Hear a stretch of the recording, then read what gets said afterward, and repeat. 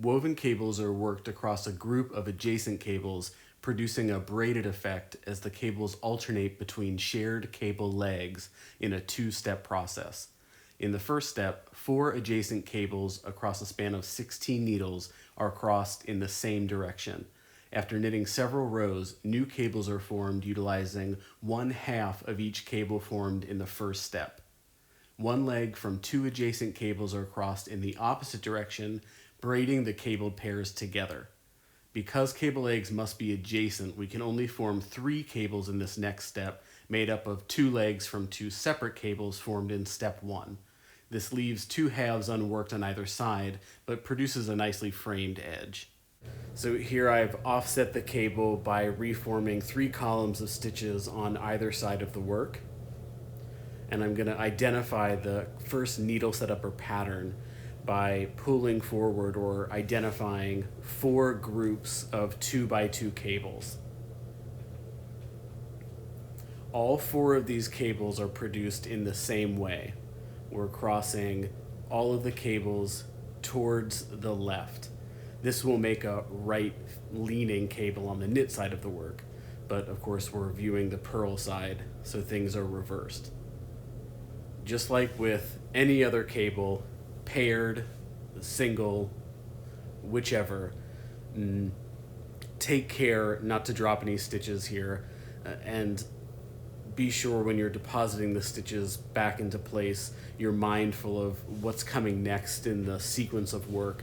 So here I've made a bit of a mistake and I've pulled the first group of needles out to hold, which means I have to hold the tool a bit strangely when I shift everything over in the first step of each cable to the left.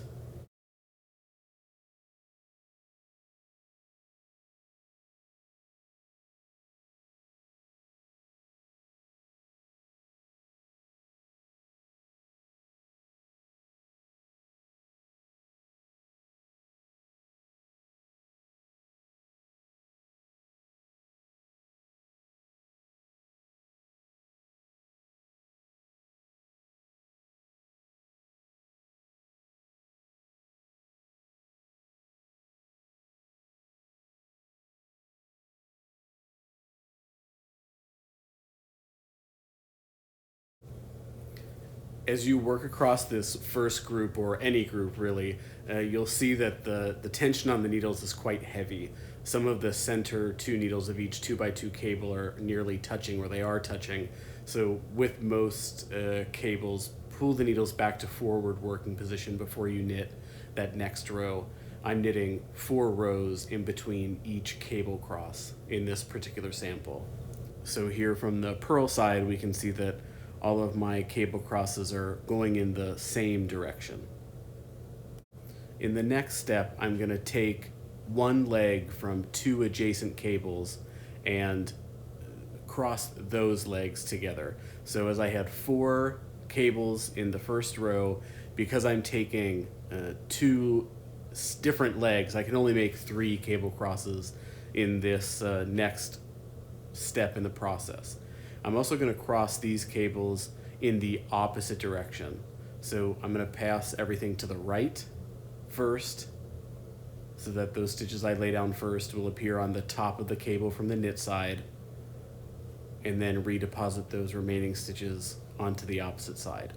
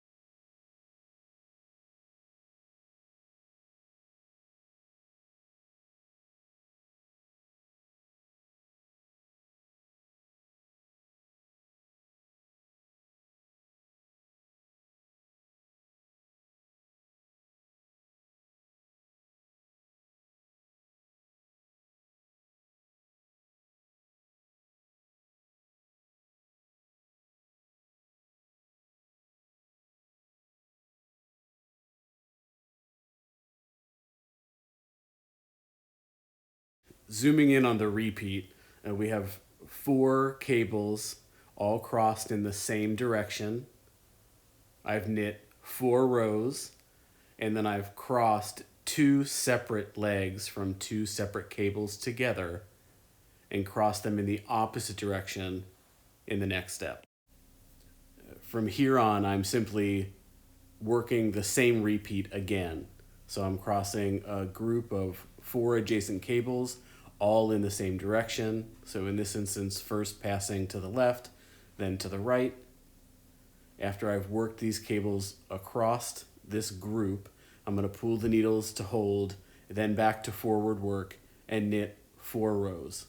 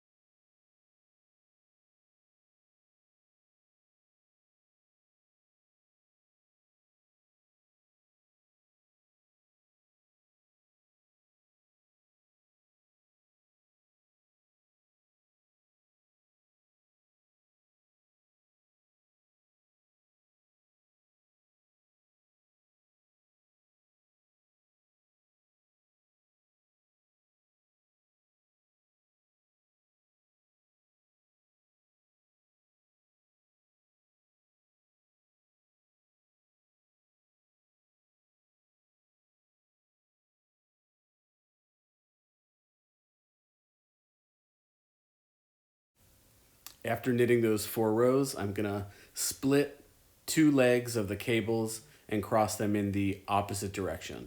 Again, I can only form 3 here.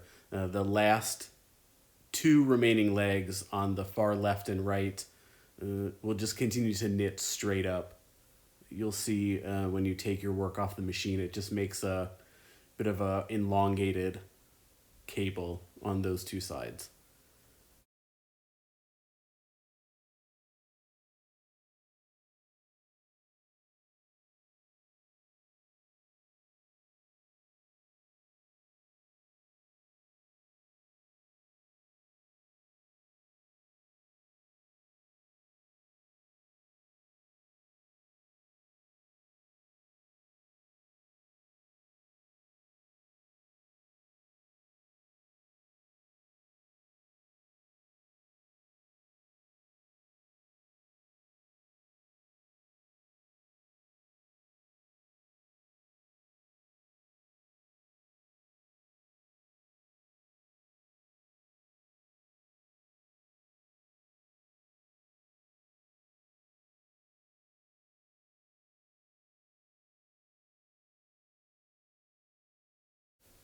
Again, from the purl side, hopefully by now you can start to read the back of your work quite clearly, but we can see what this repeat is going to look like as we continue to move up the knitting and form these groups of braided or woven cables.